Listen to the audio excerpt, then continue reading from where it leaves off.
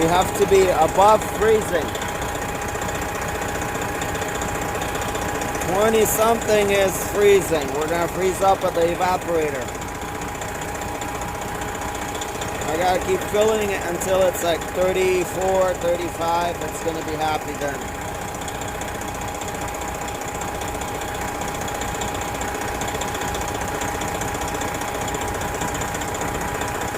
I'm filling it in the vapor form, which is the safest. Once your lines are clean, they're purged, you have your jug way up, not upside down. This is the safest way to fill it without putting any liquid into this line, into the compressor, straight into the valve. This is how much we're filling, this much from here to the compressor. We want to be very careful.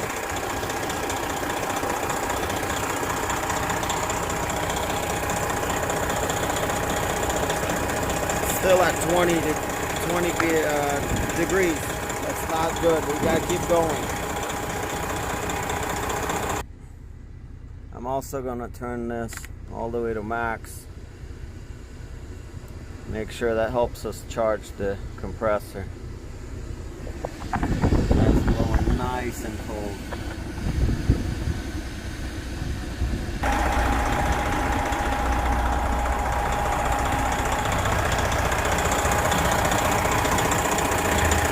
Okay, that's better.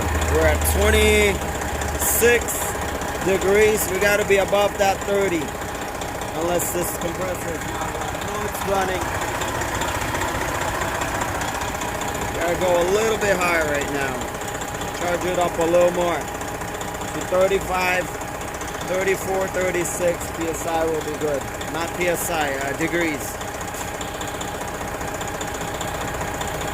We're climbing. We're at 27 right now.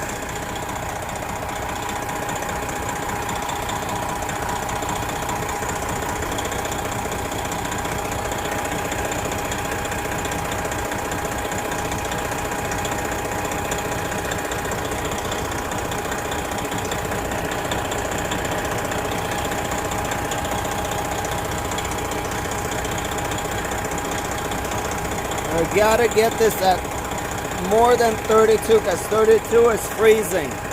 That's when you mess up things. Everything gets messed up if it's 32. Since we're below, but we're cooling. We just started the truck, so it's okay to be still charging while you're low. But if you ran, let's say, a couple hours and you want to charge it, you should defrost your evaporator before you start charging your system with refrigerant, 134A in this case.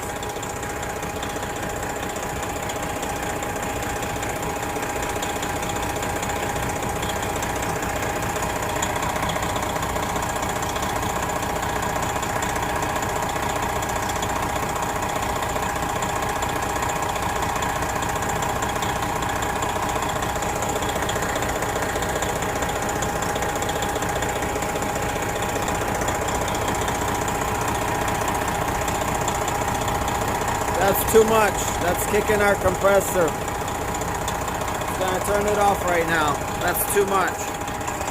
Oh, that's stop. There's a restriction in the system. The restriction is causing this to go high pressure. And it makes it look like it's overcharged, but it's because there's a restriction in here. Now it's cycling that compressor on and off.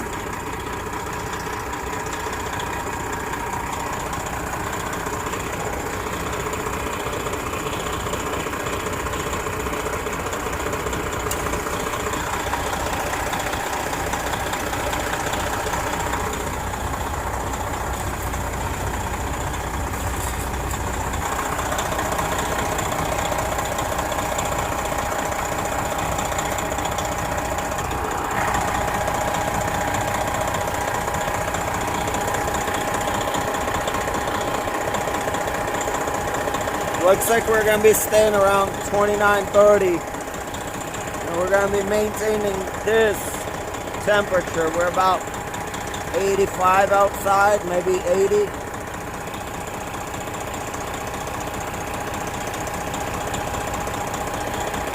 It's going to be okay for a little bit.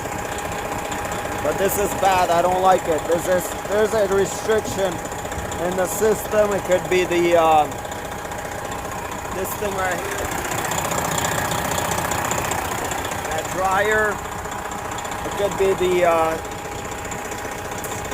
expansion valve, but we're gonna leave it right there. I want to watch the fan cycle because it's always spinning for now. I want to see if it'll cycle once this cools off a little bit. This is pushing out really good cold air. Miles is 399, 386. Low miles, 1999 Volvo.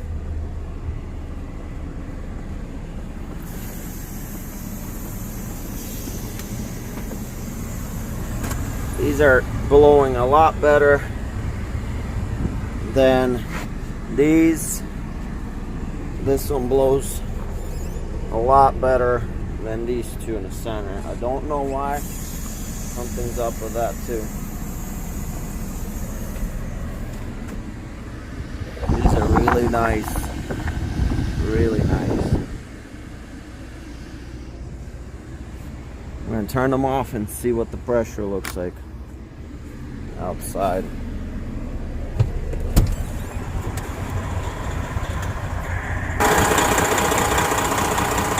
Well, the pressures have fallen.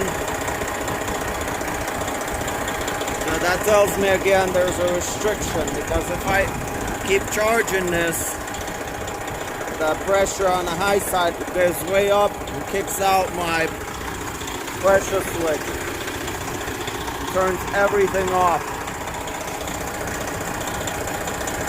So there might be moisture in the system. I would say we should get an expansion valve and a new dryer. That's gonna take care of things. Well, we're gonna leave it right there. And I'm gonna explain this. So it will try to freeze up, but what I'll do is I'll run it for about an hour. The fact that we'll have the condenser fan being blown over with the air coming through into the condenser, that should be helping us. And then what I'll do is every like 1 hour I'll turn off the AC and let the indoor air come in and help the evaporator unfreeze, because outside air will be hot, probably 80, 85, maybe 90 degrees because of the engine heat too. That'll come in and unfreeze the evaporator coil, which is on the inside of the truck near the blower. Monitoring this until they want to replace the two components.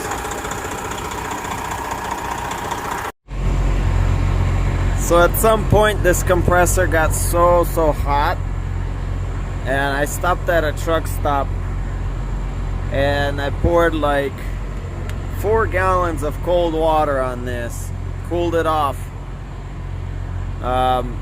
Well, it got hot and it stopped working. That's why I had to put some water on it. And after it cooled off, it started to work again, and it worked the whole evening and half the night. It did good.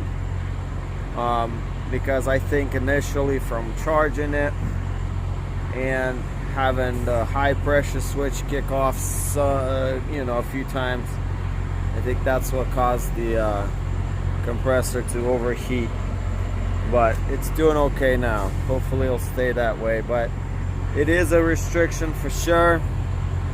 I found out they never changed this dryer as they replaced this compressor twice. The first compressor died 30 minutes from its replacement. So there's a bad restriction somewhere. It could be the dryer, most likely it's the dryer, but I'd recommend replacing the dryer and the also the expansion valve, which I believe is inside the cab on this Volvo. Don't quote me on this. The other thing could be a kink to this whole story is that these lines from the radiator to the heater, they could be bypassing hot coolant into the evaporator area, because the evaporator is right next to the heater core, so that could be heating it up and causing us issues, making it look like a restriction. At this point, I'm not 100% sure if that's it, but I did feel like warm air coming in, even at night when it's like really cold outside. I think it was like 60 degrees and I felt warmish air coming through, and I doubt it's because the engine is super hot, because all of that air blowing through should be cooling things off and giving me some cold air into the cab as I'm asking for outside air to come in. So those are the things to look at and take them out one by one. And there's usually like an on-off switch on these, and I don't see any on-off switches. Some people add those just in case. It should be just your vent, your cold to hot.